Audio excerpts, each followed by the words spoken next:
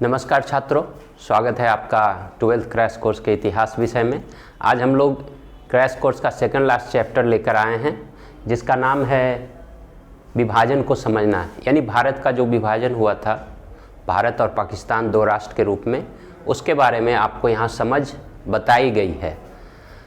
मैं प्रदीप कुमार, प्रोजेक्ट शिवा कन्या +2 विद्यालय खिदरसराय गया से आपका स्वागत करता हूँ जीजीपी के क्रैश कोर्स में।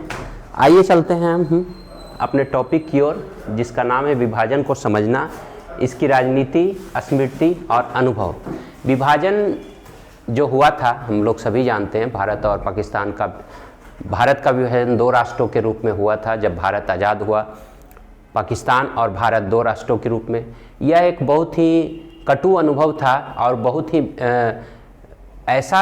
ऐसी बात थी जो उस समय के दक्षिण एशियाई जगत में देखने को नहीं मिलती है।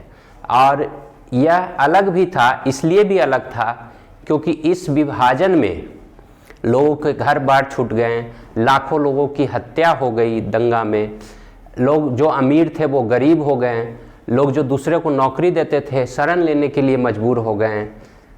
कई बच्चे अपने पिता से बिछड़ गए, कई औरतों का सुहाग छिन गया, कई के भाई बहन छिन गए। तो यह विभाजन कई मायनों में अलग था। तो इस विभाजन पर हम आगे बढ़ें। प्रश्नों को ही मैं मुख्यतः डील करूंगा। उसके पहले मैं कुछ तस्वीर के माध्यम से आपको समझाना चाहूँगा विभाजन के दृश्य। या आप एक दृश्य देख सकते हैं जिसमें सभी लोग विभाजन के दरमियान कुछ भारत से पाकिस्तान की ओर गए, यानी जो मुस्लिम थे वो भारत से पाकिस्तान की ओर गए, और जो हिंदू और सिख थे वो पाकिस्तान से भारत की ओर गए। उस समय जो विभाजन हुआ था वह दो भागों में हुआ था, पूर्वी पाकिस्तान और पश्चिमी पाकिस्तान, दोनों को मिलाकर पाकिस्तान कहा गया। और भारत तो आप लोग सभी जानते हैं, जो आप आज का भारत देख रहे हैं वही भारत है। बाद में पूर्वी पाकिस्तान बांग्लादेश के रूप में उदित हुआ, एक अलग राष्ट्र के रूप में उदित हुआ। और पाकिस्तान, पश्चिमी पाकिस्तान, आज के आधुनिक विश्व में पश्चिमी पाकिस्तान को भी आप भली भांति पाकिस्तान के नाम से जानते हैं। तो विभाजन की कुछ तस्वीरें मैं आपके सामने रख रहा था, किस प्रकार लोग एक स्थान से दूसरे स्थान पर विस्तारित हो रहे हैं, एक स्थान से दूसरे स्थान पर जा रहे हैं। अपने साथ देखिए, वे लोग कुछ विशेष सामान लेकर नहीं जा रहे, क्योंकि उतना मौका ही नहीं था, क्योंकि दंगा इतना भड़क चुका था कि जान बचाने के लाले पड़े हुए थे। इसलिए बस आवश्यक सामग्री आप देख रहे हैं वे लोग लेकर जा रहे हैं। ये दूसरा दृश्य आपको दंगाग्रस्त क्षेत्रों का दिखाया जा रहा है, जिसमें दंगाई लोग शहर पर आक्रमण कर रहे हैं, शहर को नेस्तो नाबूद कर रहे हैं। आपने गदर मूवी देखी होगी, उसमें विभाजन की कुछ तस्वीरें पेश की गई हैं। उसमें आपने देखा होगा कि ट्रेन पर जब लोग आ रहे थे तो उसमें जिंदा लोगों से ज़्यादा लाशें थी। यहाँ आप ट्रेन का वो दृश्य दिख सकते हैं जिसमें लोगों को जगह नहीं मिल पा रहा है, चाहे वह भारत से पाकिस्तान जाने वाली ट्रेन हो या पाकिस्तान से भारत आने वाली ट्रेन हो। सभी ट्रेनों में यात्री छत पर पूरी तरह से लदे हुए थे, नीचे भी जगह नहीं था। इतनी स्थिति भयानक थी। यह दृश्य दिखाया गया है। यह भी जरूरी नहीं है कि सिर्फ जो नज़दीक के गांव थे सीमा से, वो बैलगाड़ियों के माध्यम से भी सफ़र किया जा रहा है विभाजन के समय, एक स्थान से दूसरे स्थान तक जाने के लिए। मैं ये दृश्यों को इसलिए दिखा रहा हूँ ताकि आप उस समय के बातों को समझ सकें। इसमें मैटर तो बहुत है, पर मैं दृश्यों के माध्यम से आपको समझाने का प्रयास कर रहा हूँ। यह भी दंगाग्रस्त इलाके का एक चित्र है। देखिए, पुलिस लोग दंगाइयों को खदेड़ने का प्रयास कर रहे हैं या आगे बढ़ने से रोकने का प्रयास कर रहे हैं, परंतु दंगा इतना भयानक भड़का हुआ था जिसे रोका नहीं जा सकता है। यह बांग्लादेश का एक दृश्य है, पूर्वी पाकिस्तान का, जहां महात्मा गांधी दंगाइयों को रोकने के लिए या यूँ कहें दंगा को शांत करने के लिए महात्मा गांधी विभिन्न इलाकों का दौरा कर रहे थे। उसी में यह बांग्लादेश के क्षेत्र का दृश्य है, नोआखली का। वहाँ देखिए, गांधी जी की दर्शन करने के लिए लोग उमड़े हुए हैं और उन्होंने काफ़ी अपील की है अपील की थी 1946 से 1948 के बीच में कि दंगा शांत हो सके। यह एक दृश्य दिखाया जा रहा है जिसमें बिहारी लोग गांधी जी का इंतजार कर रहे हैं। आप यहाँ देखिए, महिलाएं विलाप कर रही है एक दूसरे से लिपट कर, क्योंकि किसी के पति दंगा में मारे जा चुके हैं, कुछ के बेटे दंगा में मारे जा चुके हैं। तो मैं भी दृश्यों के माध्यम से आपको समझाने का प्रयास कर रहा था कि आखिर विभाजन सब जगह एक नहीं था, और ऐसा भी नहीं है कि सबको बैलगाड़ी मिल गया, सबको ट्रेन मिल गया। कुछ लोग ऐसे भी थे कि चल नहीं सकते थे, उन्हें इस प्रकार कंधों पर लाद कर, आपने श्रवण कुमार की जो कहानी सुनी है उसी तरह का ये चित्र आप देख रहे हैं कि बुजुर्ग व्यक्ति को दो व्यक्ति कंधे सहारे के रूप में एक टोकरी में बिठाकर एक स्थान से दूसरे स्थान पर जा रहे हैं। कई वस्तुनिष्ठ प्रश्न हैं जो आप लोग सभी जानते हैं। दिल्ली जलो का नारा किसने दिया? तो आप लोग जानते हैं सुभाष चंद्र बोस। 1942 के आंदोलन में आज़ाद दस्ता का गठन किसने किया था? जयप्रकाश नारायण ने। ये सारे ऑब्जेक्टिव आप आराम से आंसर के साथ देख सकते हैं। मैं आपको सब्जेक्टिव क्वेश्चन डील करने वाला हूं। विभाजन को समझने से पूर्व मैं आपको बता दूं कि भारत को आज़ादी किस प्रकार मिली। पिछले चैप्टर में हमने आपको बताया था गांधी जी द्वारा 1916 में भारत आने के बाद भारत की राजनीति बदल गई, भारत छोड़ो आंदोलन तक। परंतु कई प्रस्ताव लाए गए ताकि भारत को आज़ाद करने का, या उस प्रस्ताव को लोगों को, चाहे मुस्लिम लीग हो या भारतीय राष्ट्रीय कांग्रेस हो, मान लिया जाए। परंतु ऐसा संभव नहीं हुआ। अगस्त 1940 में अगस्त प्रस्ताव लाया गया था जिसे दोनों पार्टियों ने ठुकरा दिया। उसके बाद आगे चलकर कई और प्रस्ताव आए। क्रिप्स मिशन भारत आया जिसे भी ठुकरा दिया गया। जब युद्ध समाप्त हुआ, विश्व युद्ध की मैं बात कर रहा हूँ, तो 1945 ईस्वी के बाद वेवेल योजना आई। ब्रिटेन की सरकार ने वेवेल नामक व्यक्ति को भारत भेजा कि वो जो वहाँ गतिरोध है भारत में उसे दूर करने का प्रयास करे, जिसमें भी लोग सफल नहीं हो पाए। उससे पूर्व 1944 ईस्वी में श्री राजगोपालाचारी ने एक योजना प्रस्तुत की थी जिस पर वार्ता के लिए महात्मा गांधी जिन्ना से मिले थे, परंतु वह वार्ता भी विफल रही थी। वो उस समय परिस्थिति ऐसी थी कि मुस्लिम लीग द्वारा अलग पाकिस्तान की मांग की जा रही थी और गांधी और कांग्रेस चाह रहे थे कि भारत का विभाजन किसी प्रकार नहीं हो। इसलिए कई दौर की वार्ताएं हुए।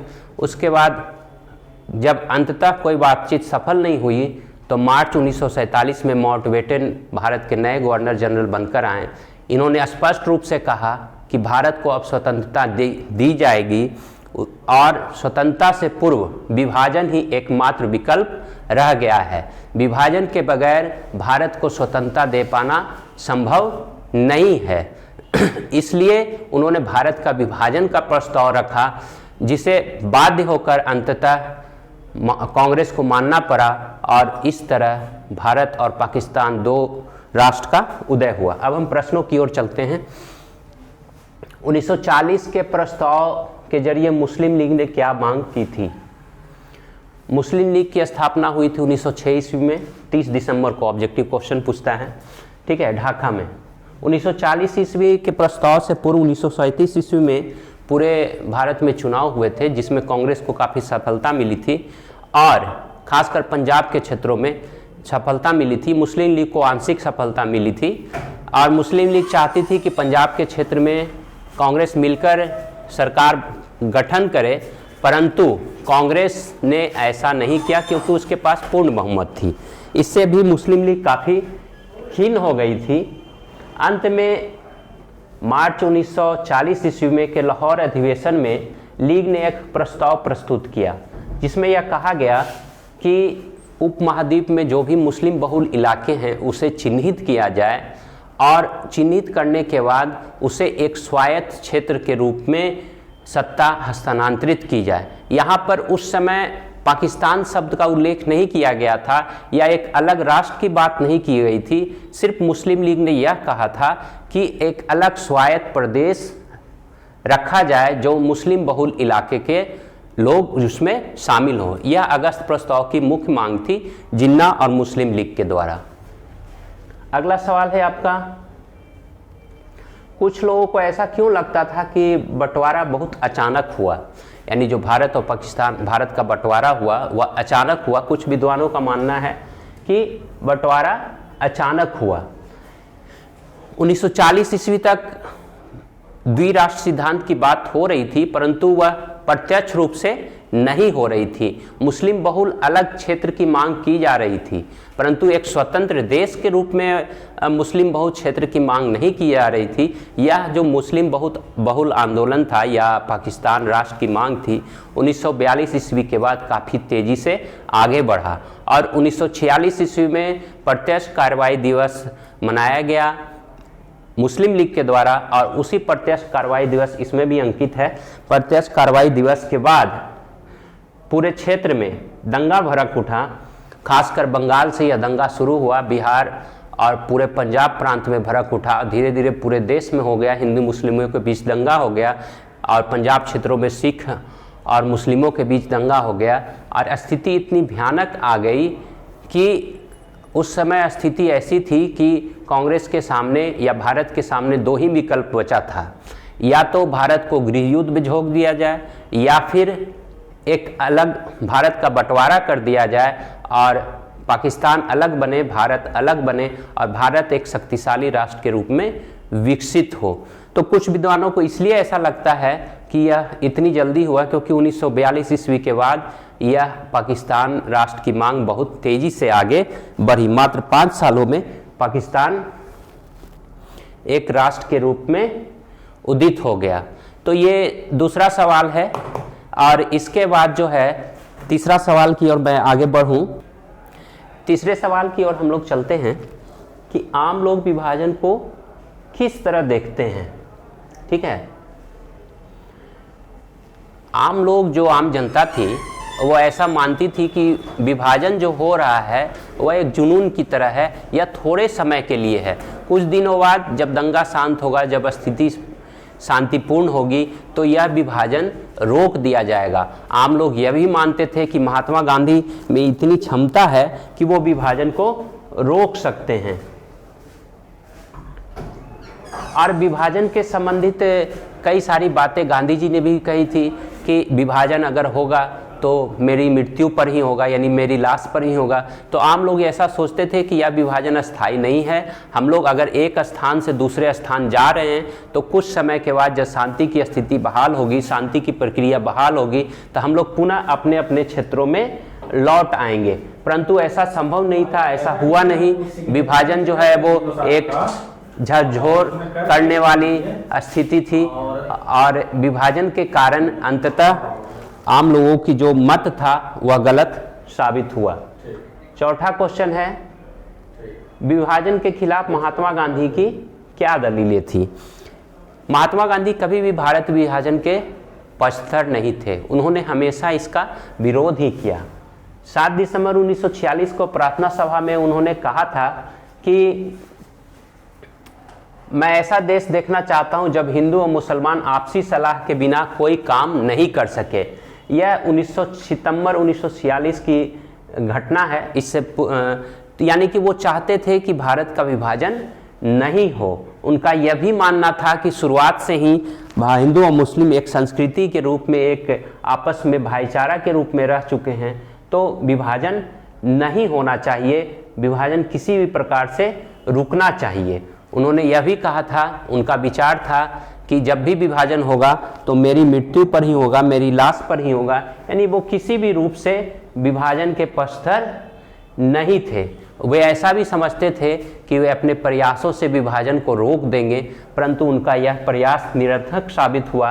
हालांकि यह जरूर रहा कि वे विभाजन को रोकने में तो सफल नहीं हुए, परंतु जो सांप्रदायिक दंगे काफ़ी तेज़ी से बढ़ रहे थे उसे कम करने में उन्होंने बहुत ही महत्वपूर्ण भूमिका अदा की। दंगाग्रस्त इलाकों में दौरा किया बिना डरे हुए, चाहे वह दंगाग्रस्त इलाका हिंदुओं का हो या दंगाग्रस्त इलाका मुसलमानों का हो। वहाँ उन्होंने यात्रा की, दौरा किया और दंगाइयों को समझाने का प्रयास किया, जिसमें वे सफल हो सके, परंतु विभाजन रोकने में वे सफल नहीं हो सके।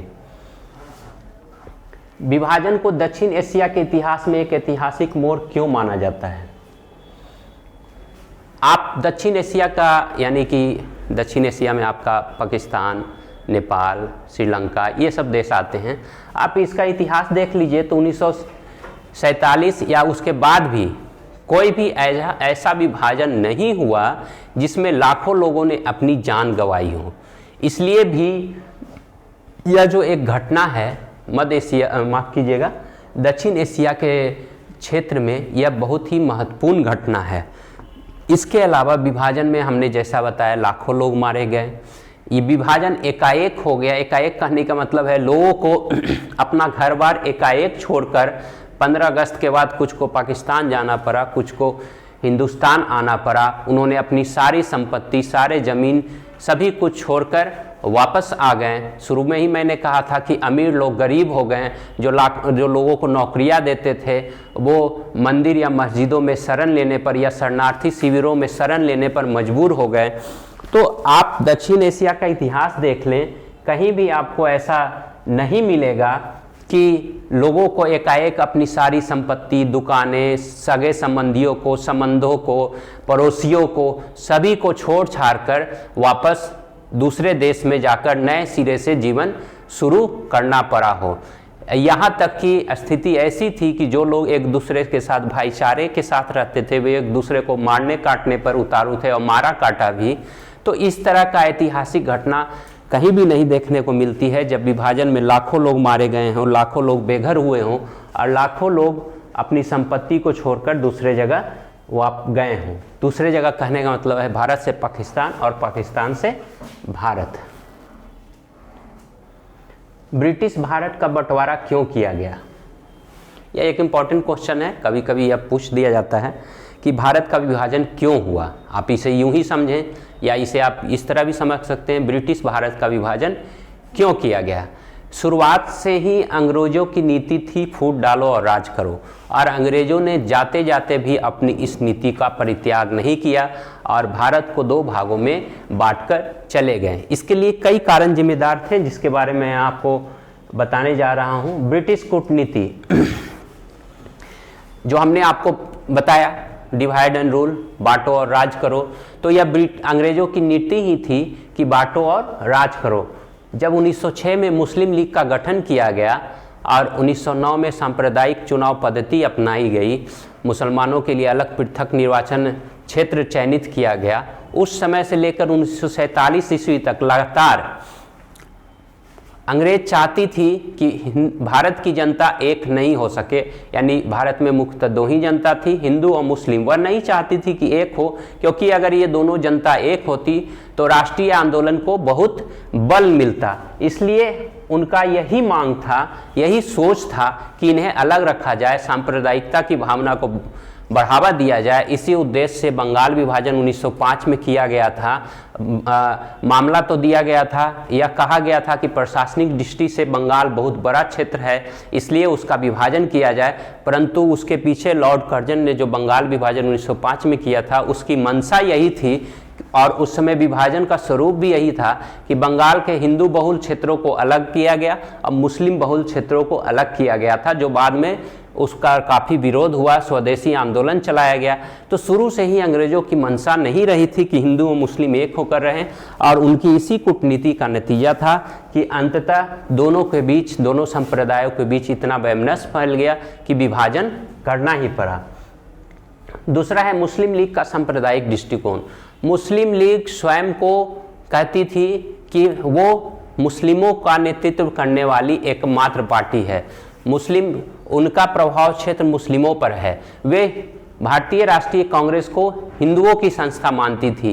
कभी भी उन्होंने भारतीय राष्ट्रीय कांग्रेस को पूरे भारत के, यानी हिंदू और मुस्लिम दोनों की संस्था कभी नहीं माना। और मुस्लिम लीग ने हमेशा वैसे कार्य किए जो निश्चित तौर पर द्विराष्ट्र बनने की ओर अग्रसर हो सके, उस रास्ते पर चला जा सके। जब 1946 में प्रत्यक्ष कार्रवाई दिवस मनाया गया, उसके बाद दंगा भर के, यह भी एक कारण था, मुस्लिम लीग का एक कारण था जिसके कारण भारत का विभाजन करना पड़ा। कांग्रेस की लीग के प्रति तुष्टीकरण की नीति। कांग्रेस भी कुछ हद तक इसलिए जिम्मेदार थी कि कांग्रेस मुस्लिम लीग को किसी भी रूप में समझाने में सफल नहीं हो सकी। इसके अलावा कांग्रेस मुस्लिम लीग की कई नाजायज मांगों को मानती चली गई, जिससे मुस्लिम लीग का हौसला बढ़ता गया। अगर मुस्लिम लीग के नाजायज मांगों को कांग्रेस स्वीकार नहीं करती तो संभव था कि भारत का विभाजन ना हो पाए। इसलिए कांग्रेस ने जो मुस्लिम लीग के प्रति तुष्टीकरण की नीति अपनाई, यह भी विभाजन में काफ़ी हद तक जिम्मेदार था। अगला है कांग्रेस को भारत को शक्तिशाली बनाने की इच्छा। जब कांग्रेस ने यह देख लिया कि अब हमारे पास कोई विकल्प नहीं है, विभाजन करना ही पड़ेगा, विभाजन के अलावा कोई विकल्प नहीं है, तो उसने यह स्वीकार किया कि भारत को गृह युद्ध में झोंकने से अच्छा है, क्योंकि 1946-47 में काफ़ी दंगा हो रहा था। मुस्लिम लीग ने 1942 ईस्वी के भारत छोड़ो आंदोलन का समर्थन भी नहीं दिया था, ठीक है। और करो या मरो की जगह पर, या भारत छोड़ो, अंग्रेज़ों भारत छोड़ो की जगह पर मुस्लिम लीग ने नारा दिया था, अंग्रेज़ों भारत बांटो और भागो, ये नारा मुस्लिम लीग ने दिया था। तो अंततः कांग्रेस ने यह समझ गई कि भारत को गृह युद्ध में झोंकने से अच्छा है कि भारत और पाकिस्तान दो अलग राष्ट्र बन जाएं और भारत को एक शक्तिशाली राष्ट्र के रूप में विकसित किया जाए, क्योंकि अगर बंटवारा नहीं होगा तो भारत कई टुकड़ों में बंट जाएगा। लॉर्ड माउंटबेटन के प्रयास, जब लॉर्ड माउंटबेटन भारत के गवर्नर जनरल बनकर आए तो उन्होंने यह स्पष्ट देख लिया कि भारत के विभाजन के सिवा भारत को स्वतंत्रता देने का और कोई विकल्प नहीं है। इसलिए अंततः लॉर्ड माउंटबेटन योजना के तहत भारत का विभाजन किया गया और भारत को स्वतंत्रता मिली। बंटवारे के समय औरतों के क्या अनुभव रहे, यह जो प्रश्न है यह काफ़ी ही मार्मिक प्रश्न है। इसलिए है क्योंकि आपको इतिहास में जब बंटवारा हुआ था उस समय औरतों पर किए गए अत्याचारों का उल्लेख बहुत कम मिलता है, क्योंकि औरतों पर लिखी गई पुस्तकें बहुत कम हैं और वे लोग खुद अपने अनुभव साझा भी नहीं करना चाहती हैं। लेकिन जितना विभाजन के समय जितना दर्द, जितनी बेबसी औरतों की थी, शायद ही पुरुषों की थी, क्योंकि उन पर जगह जगह उन्हें खरीद फरोख्त किया गया था, उनका बलात्कार किया गया था। कई ऐसे दर्दनाक दृश्य थे जिसे वे लगातार झेल रहे थे परंतु किसी से कह नहीं सकते थे। इसके अलावा जब भारत का और पाकिस्तान का विभाजन हो गया, स्थिति कुछ समान हुई, तो औरतों का आदान प्रदान भी हुआ। आदान प्रदान कहने का मतलब है जो हिंदुस्तान की औरतें पाकिस्तान में रह गई थी उन्हें खोजने का प्रयास किया गया। जो परिवार पाकिस्तान चला गया था उनके औरतें या उनकी महिलाएं भारत में रह गई थी, उन्हें भी खोजने का प्रयास किया गया और उन्हें फिर अदला बदली भी की गई। यहाँ दिया गया है जैसे लगभग 30,000 भारत और पाकिस्तान दोनों में मिलाकर 30,000 महिलाओं को बरामद किया गया। इनमें से 8,000 हिंदू व सिख महिलाओं को पाकिस्तान से बरामद किया गया और वापस भारत भेजा गया और 22,000 मुस्लिम महिलाओं को भारत से पाकिस्तान उनके परिवार के पास भेजा गया। और यह नहीं है, यह 1947 से 1954 के बीच की घटना है। तो महिलाओं ने काफ़ी कुछ सहा जिसके बारे में हमें बहुत कम जानकारी मिलती है। कुछ आप किसी महिला से यह पूछ भी नहीं सकते हैं कि आपके साथ क्या ज्यादती हुई, और इस तरह औरतों ने काफ़ी कुछ सहा। बंटवारे के सवाल पर कांग्रेस की सोच कैसे बदली, इसका मैंने जवाब दे दिया है कि 1937 के आम चुनाव में कांग्रेस की जीत हुई। उसके बाद 1939 में कांग्रेस ने द्वितीय विश्व युद्ध के मुद्दे पर क्या किया कि सभी जगह से त्यागपत्र दे दिया। उसके बाद मुस्लिम लीग ने उसी समय स्वतंत्रता दिवस मनाया कि कांग्रेस से उसे मुक्ति मिली है। बाद में आगे चलकर 16 अगस्त को लीग ने प्रत्यक्ष कार्रवाई दिवस मनाया, जिसके बाद दंगा भड़क गया और अंततः परिस्थिति ऐसी हो गई कि कांग्रेस समझ चुकी थी कि भारत का बंटवारा करने के अलावा उसके पास कोई किसी भी तरह का कोई भी अन्य समझौते का प्रयास करना विफल है। जिन्ना किसी भी तरह भारत के बंटवारे के बिना नहीं मानेंगे। इसलिए कांग्रेस ने भारत का विभाजन स्वीकार किया। अगला सवाल की ओर बढ़ते हैं और ये अंतिम सवाल है। मौखिक इतिहास के फायदे और नुकसान की पड़ताल कीजिए। मौखिक इतिहास की पद्धतियों से विभाजन के बारे में हमारी समझ किस तरह विस्तार मिलता है।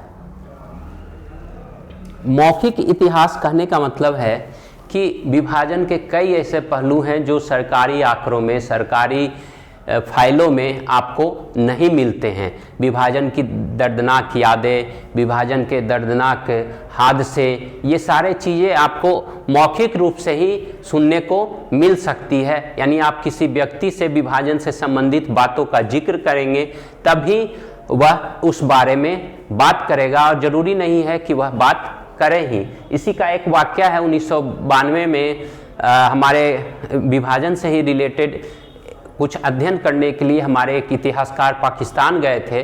वहाँ वे जिस जगह पर या जिस यूनिवर्सिटी में अध्ययन कर रहे थे, वहाँ एक मुस्लिम व्यक्ति जो वहाँ का इंचार्ज था, वो इनकी काफ़ी बढ़ चढ़कर मदद करता था। चाहे यह जिस तरह का डॉक्यूमेंट्स मांगे या जो भी पुस्तकें मांगे, अंततः एक दिन उन्होंने पूछा कि आप हमारी मदद क्यों करते हैं।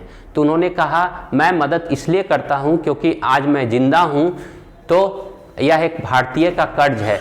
क्योंकि उस मुस्लिम व्यक्ति के समय ऐसा जब दंगा बहुत भड़क गया था, तो एक भारतीय वृद्ध महिला ने उसकी जान बचाई थी और उसे वहाँ से बाहर, उसकी और उनके पिता की जान बचाई थी, पिता की, और वह वहाँ से निकलने में सफल हो पाए थे। तो मौखिक स्रोत के कई लाभ हैं और कई हानियां हैं। सबसे पहला तो यह है कि विभाजन से संबंधित अनुभव एवं स्मृतियों को बहुत अधिक सूक्ष्मता से समझने में मदद मिलती है। दूसरा यह है कि उन भावनात्मक समस्याओं एवं कष्टों का जिसका जन सामान्य विभाजन के दौर से गुजरा है, इसके बारे में आप सिर्फ और सिर्फ मौखिक स्रोत से ही पता लगा सकते हैं। अगला है कि विभाजन के फलस्वरूप सामान्य लोग किस हालात से गुजरे, इसके बारे में आपको सामान्य लोग ही बता सकते हैं। चाहे सरकारी रिकॉर्ड हो, चाहे सरकारी फाइलें हो, इसमें आपको इस तरह का कोई वर्णन नहीं मिलेगा।